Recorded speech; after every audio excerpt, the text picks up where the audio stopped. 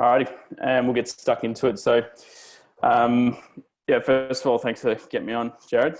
Yeah, it's always good to have a chat to some sort of like-minded S&C coaches. So, my name's Ben Andrews. I'm a strength and conditioning coach. I've been coaching for about 5 or 6 years and worked in team sport for the last couple. And concurrent training is something that's kind of become a bit of an interest in the last year or so, just in terms of, coming to the realization that the type of athlete that we train needs to have such a large base of different physical qualities, and working with, AFL athletes, you come to realize that they can't just be strong and slow. They've got to be quick. They've got to have a big endurance base. So I guess that's where the idea to sort of speak about this has come from. So I'll quickly go through a little bit about me. I'll make this pretty quick. Currently working as an assistant strength and rehab coach in the AFLW at Melbourne, and head of strength at Casey Demons, and working in a private facility down in Carrum Downs, so Concurrent Training Systems. So those are my three arms at the moment. Obviously a little bit busy, less busy at the moment with the sports side of things, and sort of just focusing on the private coaching sector while things are a little bit quieter. So that's where I'm at the moment. I've done some work in the past at Melbourne University in their elite athlete program, which was an awesome opportunity to work with a whole bunch of different athletes from different... Whoop, how do I close this? Anyway, working from different areas of sport. So, yeah, that's kind of me in a nutshell. So, sorry, just trying to clear my screen so I can see. So, like I sort of said before, when it comes to concurrent training, these are the sort of qualities and the type of athletes that we look at.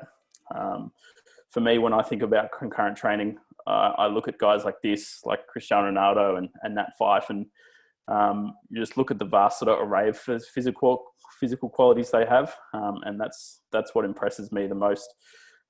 Just seeing, guys that have ridiculous, speed and strength, as well as being, both aerobically and anaerobically fit. So if you look at someone like Nat Fyfe and Dusty, these are just some numbers that they'll expect to hit in games of footy.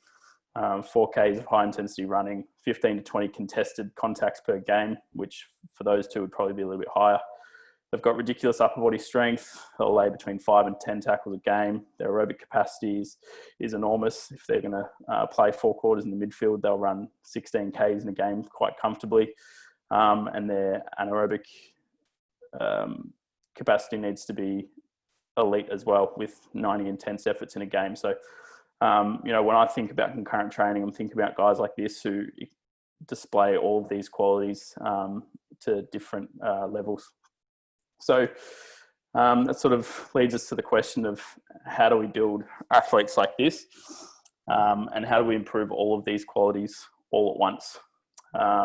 So essentially, just to go through a quick definition, concurrent training may be defined as specific training of endurance and strength in immediate succession or with up to 24 hours recovery.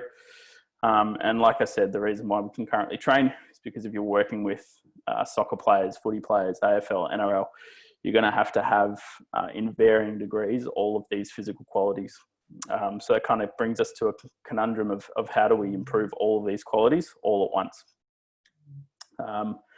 So as a result of concurrent training, and what you guys will have come across before, is that we have an interference effect. So when we're training for endurance or we're training for strength, often we'll see some sort of interference between training of the two qualities, which is where it starts to become a little bit tricky. If you're an endurance runner and you just had to run all the time, then you would do predominantly aerobic training. And, our SAID principle, our specific adaptations to demands will tell us that, you're probably going to be quite successful if you just do that type of training. But in our sports that we work in, you obviously need to be able to optimize a whole large array of qualities. So that's where I guess studies sort of started to research concurrent training and how the interference effect comes into play and how we can sort of train around it. So the first bit of research that we'll go through is a study by Hickson et al. And if you've read anything on concurrent training, you'll have read this because it's kind of considered the first study of its kind in terms of concurrent training. It's kind of the granddaddy of concurrent training. So what we'll do is we'll go through this relatively quick, but essentially the way this study is set up is quite similar to how all concurrent training studies are then set up following. So they'll divide all the subjects into 3 groups: a strength group, strength and endurance, and then an endurance group. And basically they'll give them a training protocol for a given amount of time and then measure strength outputs, endurance, whatever they're trying to measure. So in this case, the strength group did 5 days per week, 3 days of squats, knee flexions, leg, knee extensions, etc., pretty standard lower body strength work. And alternative days they did calf raise, blah, blah, blah. Not overly important in terms of like what exercise they did, but important to note how many days a week they trained. And important to note, right down the bottom, it says they were required to go as heavy as possible, starting from 80% of their 1 rep max. Endurance group did 6-day-a-week program, again, interval training, continuous running. And the strength and endurance group did both protocols with at least 2 hours rest and no adjustment in load. So essentially what resulted from this study is, as you can see in the graph on the left-hand side, we've got our strength training.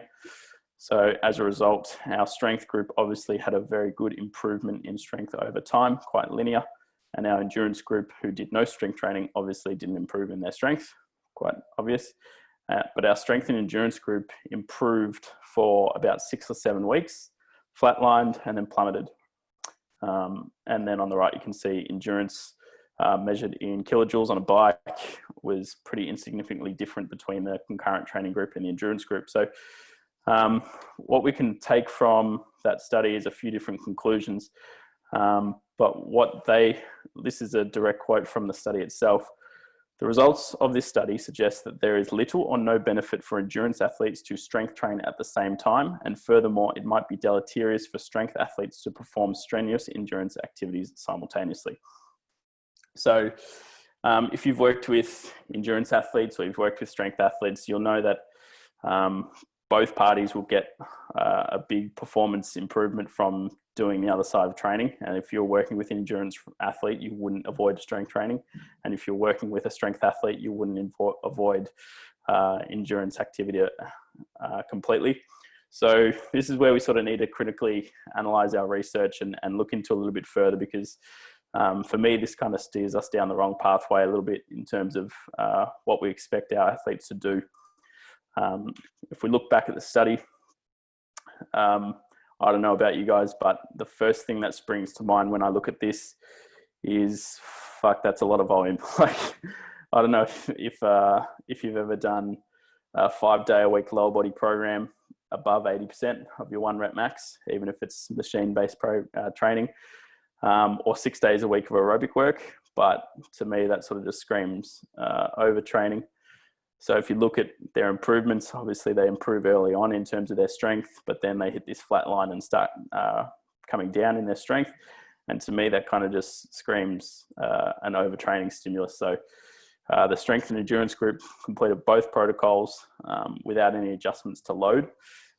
So for me, in terms of like any interference effect, straight away I'm thinking maybe it's not the mechanisms that we're about to go through. Maybe it's just overtraining. So essentially in the article or in the study, and a lot of studies since then have given these 4 reasons as to why there is an interference effect between our endurance work and our strength work. The first one being mTOR inhibition, which we'll go through in the next slide.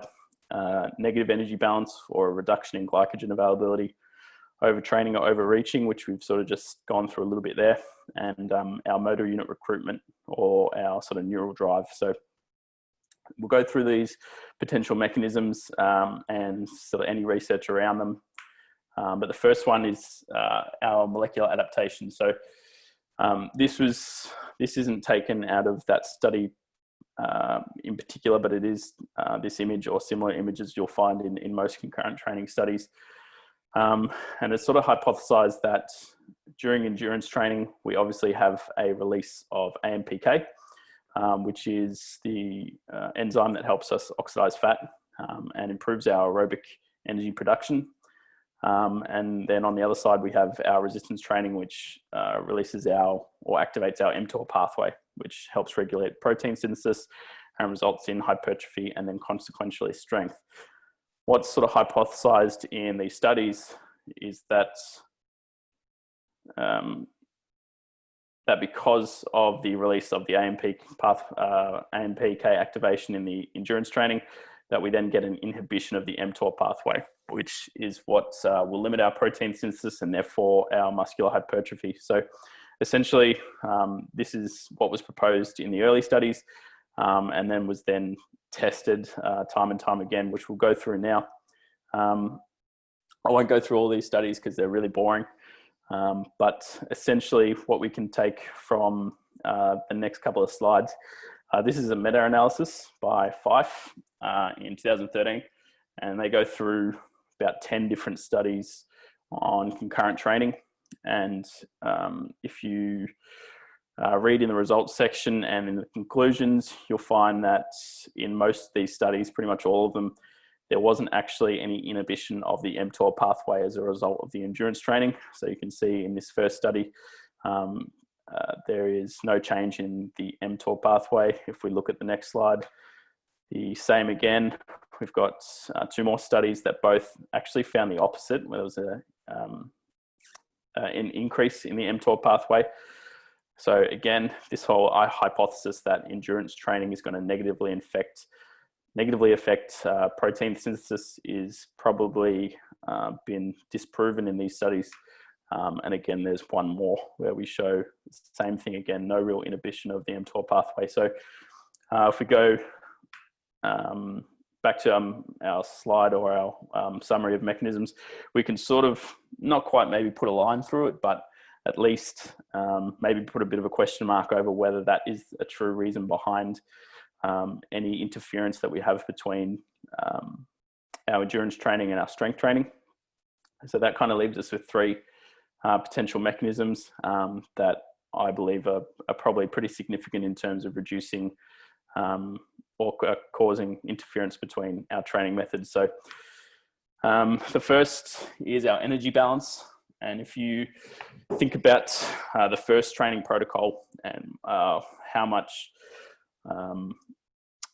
glycogen depletion these test subjects would have had and how much training they had to complete, you'll realize that potentially it makes a lot of sense really as to why they were dropping off in strength over time. If we have high volumes of aerobic work and we have high volumes of strength training, we're going to get to a point where athletes are unable to fuel their training sessions properly. So there's plenty of studies out there that show repeat days of endurance bouts cause depletion in resting glycogen, which is going to decrease our performance in both strength and endurance work. So again, all the studies that I went through, sort of reading up on this sort of stuff, none of it really takes into account energy consumption, calorie intake. It's pretty much a factor that's really hard to control in studies and not something they particularly look at, which makes it hard to definitively say whether energy balance is definitely the root cause behind an interference effect. But you've got to assume when athletes are taking on ridiculous volumes of training that this starts to become a bit of a factor. So that's kind of our first mechanism behind our interference. The second being overreaching or overtraining. For those a little bit unaware between the two, overreaching is a bit more acute, so maybe in a training week, and overtraining is more chronic. So like the Hickson study that we went through at the very start, most of the training studies will give a certain amount of strength training. So in this slide, I've used sort of X, Y, and Z as examples. So they'll give you X amount of training. The endurance group will give you Y amount of training, and then the strength and endurance group, they'll just throw it all together and kind of call it like a kitchen sink method. You know, throw all your strength training and endurance training together and hope for the best. But as a result, obviously, as you can see from that study, we end up getting to a point where our subjects or our athletes are getting ridiculously overtrained, fatigued, and therefore their performance would decrease. So unfortunately, a lot of the studies following this one took a pretty similar approach, but as modern sort of research methods improved, you'll see that the volumes in these studies were significantly better over time. And so then the last mechanism that we'll go through is motor unit recruitment or neural muscular adaptation. So it's proposed in most studies that the reduction in power output is a result of a reduction in muscle hypertrophy, mainly fast twitch fibers, so 2A2X. But in fact, and as we'll go through in the next slide, most studies don't actually show too much difference in the cross-sectional area across the three training groups or between strength and endurance. So for me, or from what I've read in the research, it seems that the reduction in or the interference effect in terms of power outputs is probably more so a result of rapid voluntary neural activation, or essentially neural drive to the muscle. So we'll quickly sort of touch on the hypertrophy side of things. I don't want to turn this into or sort of go down that path too much because there's quite a lot of research in terms of concurrent training hypertrophy, basically from the bodybuilding community and that sphere of work, but being more performance-based, we'll touch on it, but we won't go into too much detail. So essentially, this is a nice little summary for us. It's another meta-analysis or another systematic review. They go through a whole bunch of different concurrent studies. And as you can see on the left, we've got 4 studies that look at close succession concurrent training, so very short time between our endurance and our strength work. And on the right, we've got 3 studies that have more time between concurrent and aerobic work, strength and aerobic work. And so, as you can see, we've got the 3 little boxes on the top. You've got resistance training and concurrent training. And there's really no significant difference in the first 4 studies in quadriceps hypertrophy. And in fact, with more than 6 hours of rest between in the studies on the right-hand side, you can actually see that concurrent training had more significant growth in quadriceps in these 3 studies on the right than strength training alone. So there goes that whole cardio kind of kills your gains, bro type thought processes. In terms of building muscle, it seems that though doing aerobic work isn't going to be too detrimental, especially when loads are managed quite well. So that leaves us with the neuromuscular drive or the activation to the muscle. So here's a really nice study that we're going to go through in a sec. I think this one's by Hackett. And again, you can see the loading here is definitely a lot better. There's 2 sessions per week of endurance work and 2 of strength. Again, probably a little bit better loading in terms of the strength work, 50 to 70% of 1RM, and some progressive overload throughout the program. And the endurance protocol was actually a little bit complex, but in summary, it's kind of like just 7 weeks on an ergo doing slightly longer sessions over time and then dividing those into different thresholds. So actually a reasonably well thought out program as opposed to some of the older studies.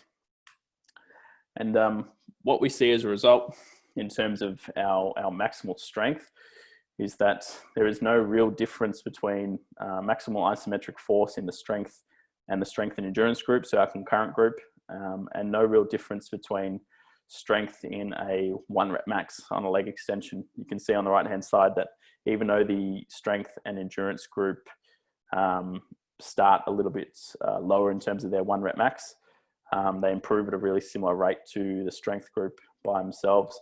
So again, we've got a good training program in terms of our study here. We've got a good 21-week block.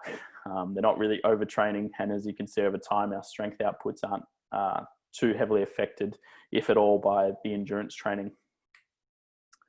But then we've got force. So here we've got a leg extension done at a higher speed on the left, and we've got maximal rate of force development on the right. So you can see again over a 21-week block, our concurrent training group saw no improvements in their leg extension, whereas a strength group improved over time. And then on the right-hand side, we've got maximal rate of force development on leg extension. And you can see, again, our strength group improved over time, but our concurrent group did not.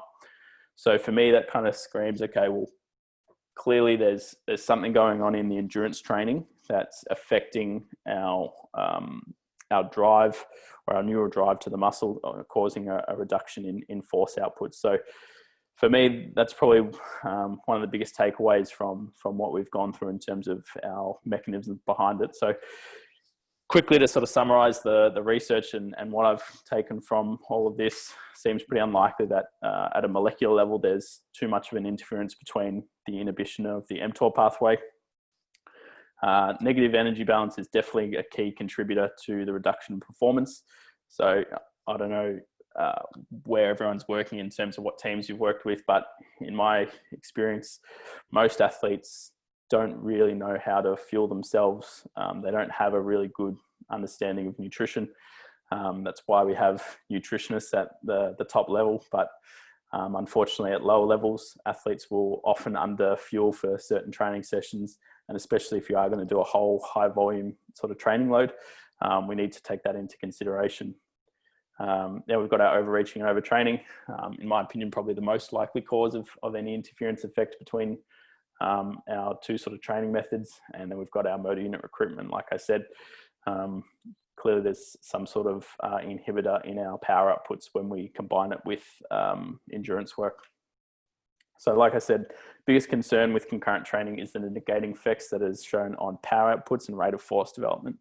So like in our very first slide, when we're talking about the type of athletes that we see in today's sport, a lot of these qualities rely on having a really good power outputs, our speed, our agility, our vertical jump, our power outputs need to really be at the center point of our training. So if endurance training is going to inhibit that, then we want to try and figure out ways that we can train around that and then reduce any sort of interference that we might have between those two training methods.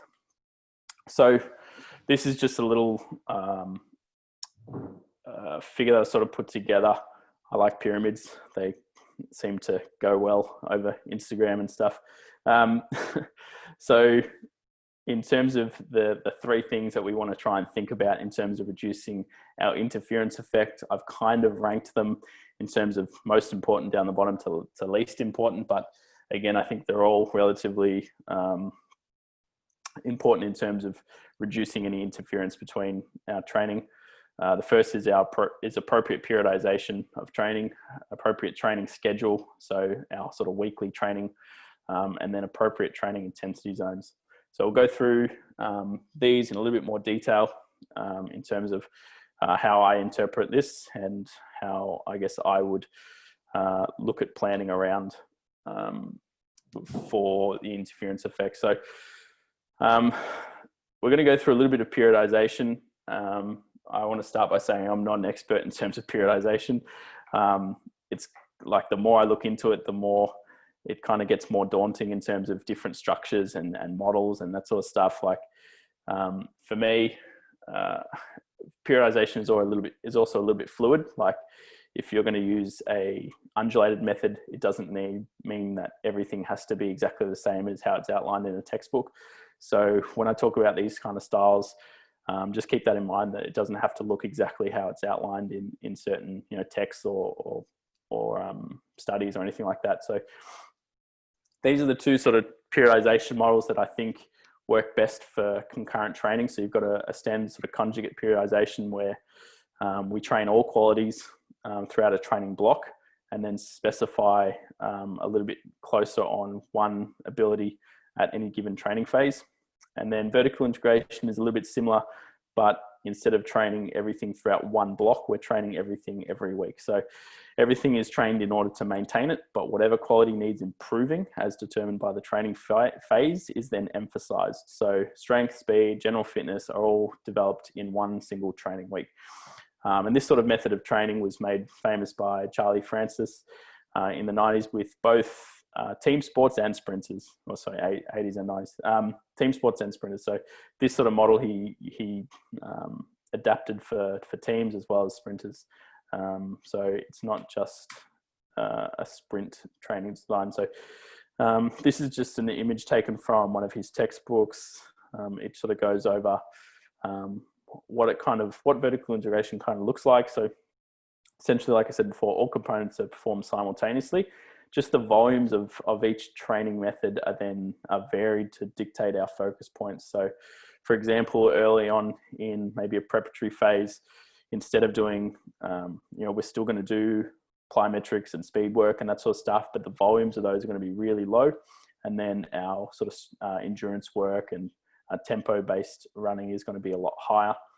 And vice versa, when we deload in strength or when we reduce our sort of speed endurance or endurance type training, will then increase the volume of plyometric and strength work. So essentially, the benefits of this method of periodization is it allows for high intensity training methods to be utilized throughout an entire year. And again, if we sort of link back to that first slide in terms of developing the modern athlete, I think for me, the most important qualities that we can develop in an athlete is our power, is our speed. Yes, you might only hit your highest speed in a game once or twice, but those are generally the moments that win games. So again, if we want to really make explosive, powerful athletes, we need to try and find a way to program that throughout an entire year and not just save it for, the 6 weeks before the start of our season or the 6 weeks before finals. So here's just a comparison of what a sort of an integrated vertical integration model looks like in comparison to like an undulating model. And you can see here in the earlier phases, we've got sort of hypertrophy and maximal strength. And we don't really have a lot of power work in that first 6 to 7 weeks. It's only sort of started to get introduced slightly in weeks 9 and 10. And then we start to really ramp up our power work in the final 4 weeks. And there's quite a similar thing happening with our sort of endurance work and our speed work. Yes, we're sprinting throughout the entire program, which is good. But generally speaking, if you follow this model exactly to the letter of this plan itself, you'll do lots of endurance capacity work at the start and then nothing in the later part of the year. So again, if you're wanting to maintain aerobic qualities, it might be worth microdosing that sort of stuff in throughout the season or throughout the later phases as well. So essentially that's where the difference is between a vertical integration model and a conjugate model compared to an undulating model and other sort of sequential models of periodization. So, and that's sort of my take on it anyway. But like I said before, there are lots of different sort of periodization models and most of them do work. There's just a short list of different sort of periodization models and there's more than what's on there. But essentially my take homes in terms of periodization is adapt a periodization model that works for your team and the constraints that you have. So for us working at maybe a VFL level, a vertical integration model may not work as it is currently sort of written in text because we just don't have the time to train all of these qualities all the time. But what might work is a variation of that where we train most of our qualities and then take out and put in certain training qualities periodically throughout the year, but with the goal of really trying to maintain everything throughout the season or throughout the calendar year as well. So again, just some more sort of takeaway stuff, have some clear focus points for each phase. This is kind of the real basics of periodization, but this will help you in terms of the questions that you have when it comes to your programming. So, you know, when you're programming exercise selection, your loads, your reps and your sets, you'll at least know where you're at in the year, what your focus points are, and that will definitely help with any questions that arise at the time. When it comes to training all qualities at once, when you manage your volume well, you'll reduce any detraining that you have of single quality. So if we go a long time without training power outputs, we avoid plyometrics early on the year just because it's, you know, November and we're not playing games till February. There's a good chance that we'll detrain those qualities. So that's where that sort of model fits in well, is that, you know, it doesn't take a lot of volume of certain training qualities to maintain what we've developed. So if you look at an AFL season, for example, you'll spend, you know, the 6-month season trying to build explosive athletes that have, you know, really good rate of force development, maximal strength, and then they'll have a 6-week block off. They'll come back to train. And if you're not starting with some small dosage of plyometrics or maximal strength work, then there's a large potential that you're not training them for a period of 12 weeks or even, you know, more or less. So essentially what that means is you're going to get some detraining of power qualities. Yes, you can train them back, but it is quite simple to microdose in some really basic plyos and sort of heavy strength work.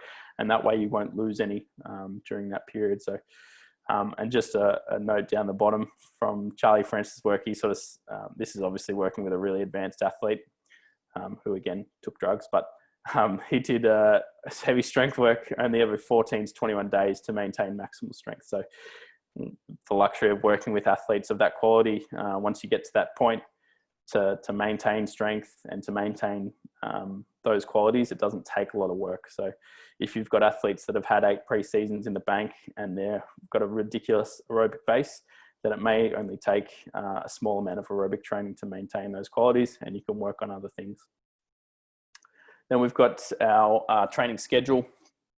So the residual fatigue from training session to training session and any sort of glycogen depletion like we went through in our mechanisms is going to cause a reduction in power output. So this is something that we can try and avoid by scheduling our training calendar to be appropriate for those things. So one approach is kind of like a high to low training intensity schedule. So essentially you'll have exercises or training qualities that have a high neural component, and then followed by the next day where you have more of a low neural component. So this is just this is just an example that I've put together. It's not really based off any team or anything like that.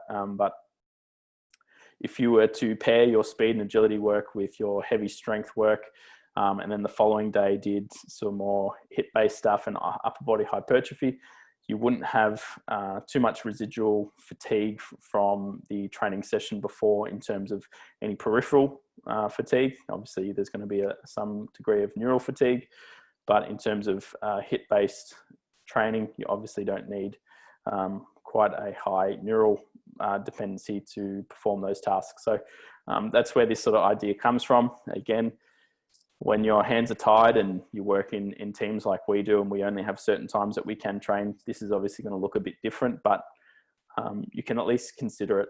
And it can at least be something that you think about when it comes to planning your training week. Obviously, we don't all work in elite sport where we've got the privilege of doing AM and PM sessions. We can have our athletes for 6 days a week. You know, our hands are pretty tied in terms of what days we can train, but again, at least you can think about how you structure the calendar week to maximize the time that you are training. So again, this is just some more take homes in terms of your training schedule. They're not rules, they're not things you need to follow, but they're just considerations that you can maybe, again, have in the back of your head when you're making decisions around your training program. At least they're there and you can go back to them when you need to. So like I said before, maximal strength work and plyometrics work best with field sessions that have a higher neural component, so more speed, agility, rather than sessions that are more peripherally fatiguing, because we know that peripheral fatigue can mute our neural drive for our rate of force development, like we went through in that study before. field sessions that have a high aerobic conditioning may be better suited paired with days in the gym that are more hypertrophy based or upper body or non-maximal strength work. So again, when we're going to create a high level of fatigue in terms of our peripheral mechanisms, then we don't want to be doing our maximal strength work or our plyometrics. And then our aerobic work, sorry, that should be anaerobic conditioning that I put in the middle. And then our aerobic work shouldn't have too much effect on maximal strength. So we can sort of pair those two together, but it might have implications on our rate of force development. So therefore, again, where possible, spreading out your aerobic work and not jamming on the days where we're doing maximal strength. So again, these aren't hard and fast rules. They're not things you need to follow. If you break them, your athletes will probably still improve. But they're things that we can maybe think about in terms of planning our training week. We're getting there. We're almost done, I promise. Apologies if I've gone through anything quick or fast. Again, you can stop me if there's questions. But I think we've got 3 or 4 slides to go. So this study is from Sporer and Doherty, and they tried to design a bit of a model in terms of reducing the interference effect. It's not a bad thing to, again, keep in mind and to analyze, but again, I don't think it is anything revolutionary other than what we've sort of gone through already. But basically what they stated was any sort of maximal aerobic power work is going to have a high peripheral or local muscular adaptation. So we're going to get a lot of muscular fatigue from that. And then our strength training that's done at above 10 RM or our higher RM loads is again going to have a similar fatiguing mechanism. So that's what they deemed in the middle as our zone of interference. So pairing those two methods of training together, again, is going to sort of exhibit those methods of interference. So what you can take away from this model is that anything lower than 5 rep max, so things that have again a larger contribution of neural, a larger neural component, they're pretty safe to do with any sort of maximal aerobic training. But anything above that sort of 5 RM loading, you're going to get some fatigue from peripheral systems. So, and then again, when your aerobic training is more central or more cardiovascular at lower intensities, you're going to get less interference there as well. So again, I don't know if this really tells us anything that we didn't sort of go over in that last slide before, but it's something that we can keep in mind. And they did try and test this model. They did some studies after this to have a look at whether there were more interference with those rep max loads and those intensities of aerobic power, but they struggled to really control the training methods, and the studies weren't overly convincing in terms of their results. So again, this model is a good one to keep in the back pocket, but not something to be religious with. So to summarize everything that we've been through, sorry, this is a bit of a text heavy slide, but basically from the research that we've gone through at a molecular level, there's probably not too much interference between aerobic training and maximal force, as well as our strength and our hypertrophy. So in terms of the mTOR pathway, it doesn't seem that its inhibition from endurance work plays any sort of role in terms of our strength and our size. Obviously, concurrent training in high volumes is going to result in an underfueling of energy for training bouts. A lack of glycogen and residual fatigue is going to be a pretty big player in terms of our interference in the short term. So from an acute perspective, we really want to place an emphasis on the nutrition side of things, ensuring that you're eating enough food to train concurrently. If you're lucky enough to work in teams that have nutritionists, dietitians, or even cooks and chefs. You'll never have to worry about it. But for most of us that are working at lower levels with athletes that have to be aware of their own nutrition, this is something that you really might want to emphasize in terms of the way you provide education to your athletes. In terms of more of a chronic case, overtraining is definitely a big cause of any interference, like the Hickson study that we went through, and like many of the other studies early on. After that, overtraining is definitely going to be a key player, especially when there's no real management of load, which for those early studies there wasn't. But the best thing about those couple of things we just went through is you can manage them. You know, appropriate deloads, appropriate nutrition, sleep, recovery. These are all things that can help reduce any interference that we would have between endurance training and strength work. So again, how well you emphasize these things, how you involve them into your programs are going to be really important. In terms of periodization, some sort of conjugate or vertical integration style of periodization where we try and train all qualities at once just with a manipulation of volume, allows for the best concurrent training with limited interference. Again, it's not to say that you can't use other period models. I'm a big fan of just your standard sort of undulating methods, but this sort of style of periodization, especially adapted for the teams that you work with, will definitely go a long way to ensuring that you are training all of these qualities. And again, creating the athletes or training the athletes that we see on the field in professional sports, the guys that have these ridiculous qualities. This style of periodization allows for that. And then lastly, just going through the schedule of your training sessions throughout the week, ensuring that where possible, you're reducing any residual fatigue from training session to training session, where you can place rest, where you can try and split your sessions up. We didn't really go through too much in terms of the difference between no rest and rest in between endurance and strength training, but that also plays a role. So if you're capable of doing an AM then a PM session, as opposed to just doing an AM and then straight into an AM strength training session straight after endurance, or vice versa, again, that break between training sessions is going to help reduce any residual fatigue and help with improvements in terms of our interference effect. So that's kind of everything from me. Yeah, I'll open it up, and if you guys have got questions, I know the footy's on in like 15, 20 minutes. So if anyone's got anything from what we just went through, you can just unmute yourself, stick a hand up, whatever.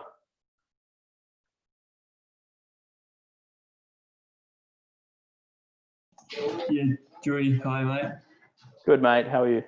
Not too bad. Quick question. Obviously when you might be limited in your scheduling with sessions, have you used any strategies to kind of like assess readiness? Yeah, so at VFL and AFL level, we both have obviously our wellness methods, which we just use through our Team Builder app, and that gives us both a readiness to train as well as their sort of recovery and stuff between training sessions. Unfortunately, when you are limited by how many training sessions you can do in a week, it often doesn't change too much of your program. Often, maybe it just means you give certain players that aren't as ready to train as others a little bit less volume. But yeah, that's definitely something that comes into play when you're trying to reduce any interference.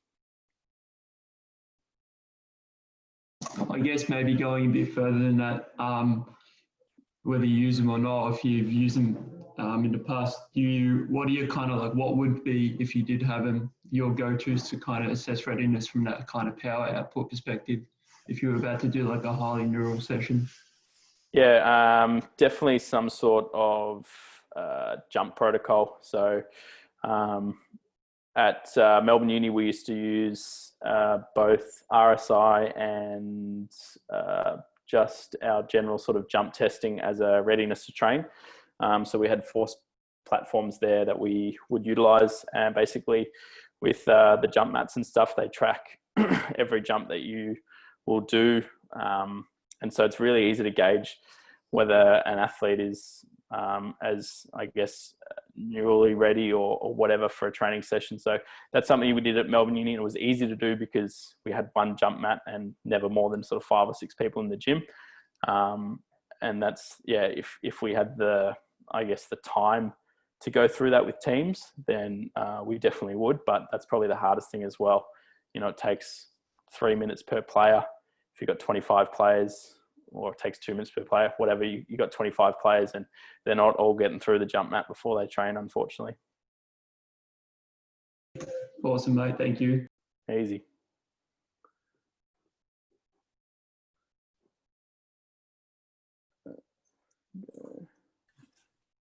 Just a quick question.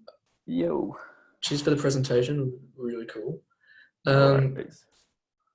Have you used GPSs within either sporting teams that you currently work with? We do have GPS units. Load management and load is definitely not my area. I was just going to ask, have you sort of used them as sort of a configuration to sort of monitor like fatigue or any kind of way to sort of look about it to see the implications of a concurrent training session or anything like that? Yeah, so I should get Sam to answer this because he's in here. But Sam is our HPM at Casey, and he does all our GPS work. But essentially, yeah, we use GPS at both Casey and Melbourne. But obviously, we don't have enough units to go around for our whole team. So again, that gets a little bit tricky in terms of monitoring our whole team and how much load they've done through certain weeks and prior to certain sessions. So again, that gets a little bit tricky as well. You can, we sort of take a group average from the units that we do have, and we monitor the players that we can. But again, it gets tricky when you don't have enough units for the whole team. Yeah, it makes sense. Awesome. Cheers. Easy. I can't.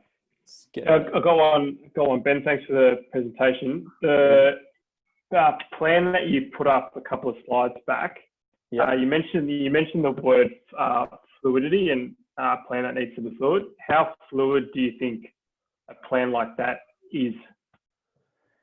Yeah, definitely really adjustable, especially from a week to week.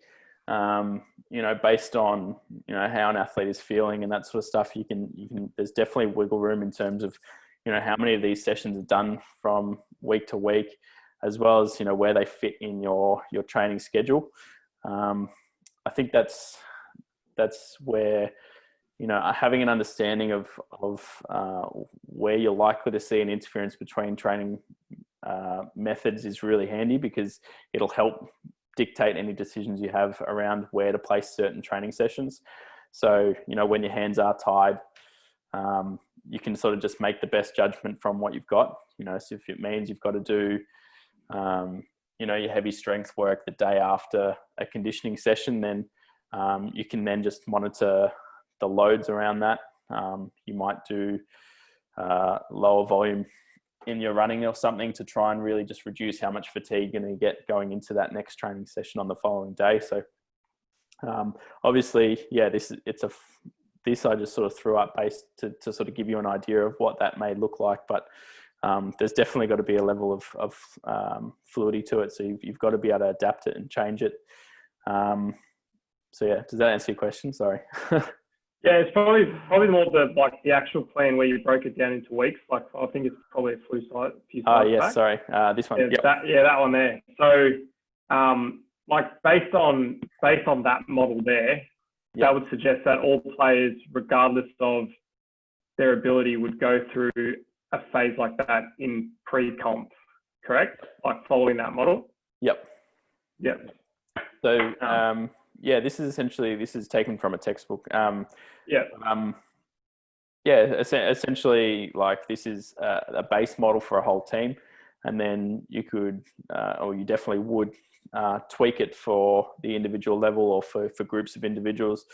I know most teams will split their split their athletes into groups in terms of, you know, either how long they've been at the club, how long they've trained for, what sort of training age they have, and then how much volume of each quality you give them will be dependent on where they're at as an athlete. So again, this is just to give you an idea of what a real undulating type model is and how it differentiates to more conjugate or integrated methods. But the downfall of these models being that if you follow it for exactly what it is, you're going to miss training certain qualities at certain times. So unless you then completely adapt this model and microdose your other training qualities in there, so you can potentially sort of follow this periodization model and then adjust and add in where you see fit some, you know, power work in your hypertrophy phase, or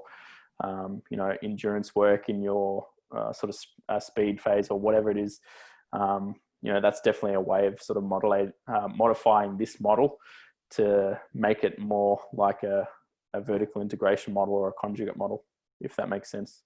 Yeah. Thanks, mate. Cheers. No problems. Whoop.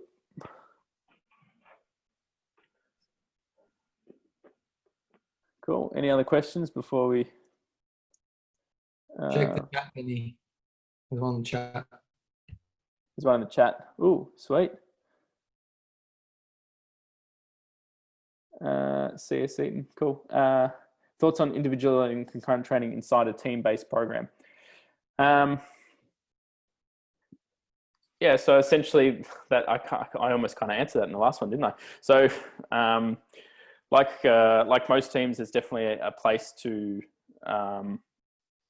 individualize within that schedule, or within that that plan. You know, by further breaking down your team into groups. You know, whether it's you know, based on their training age or how much training they've done, is another way that you can sort of individualize that that sort of method for groups. And again, the way that you program in terms of your stuff in the gym can be broken down further again. The further you break down the training, the harder it gets, especially as a strength coach. Writing 25 individual strength training programs is near on impossible, but you can definitely manipulate from groups, and you can definitely slightly tweak each individual for what sort of training they need. In terms of like their overall like loading of each of those training qualities, again, if someone needs more speed work, then you can definitely individualize that as well. You know, there's space to add in sessions. If you've got guys that need more speed work, then getting them out on the track for 10-15 minutes earlier to do technique work and a couple of speed run throughs or whatever, or you know, giving them an extra speed session to do out by themselves on a weekend or something. There's definitely ways that you can individualize within that program. And yeah, hopefully that answers your question, Kane.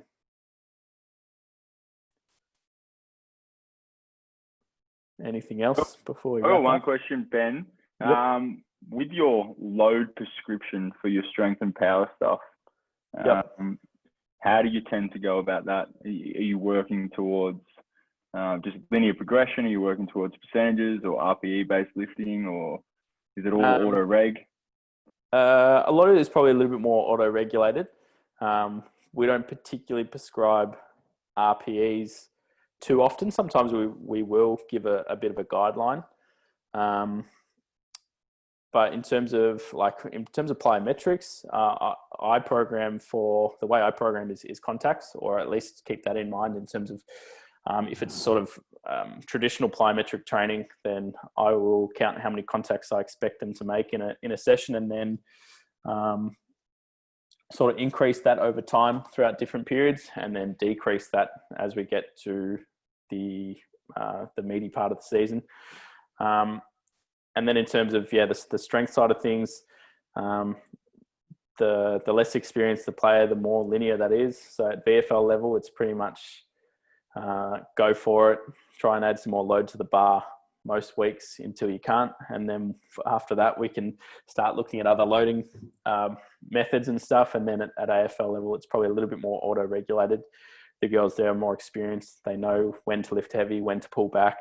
They're lucky they've had good strength and conditioning coaches working with them for a long time to help them understand how to auto-regulate a little bit. But yeah, that's kind of my take on the loading side of things. Brilliant, thank you. Does anyone else have any questions for Ben? No, brilliant. If not, I hope you grab down his details.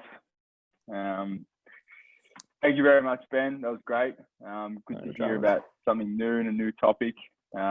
Really good information there. And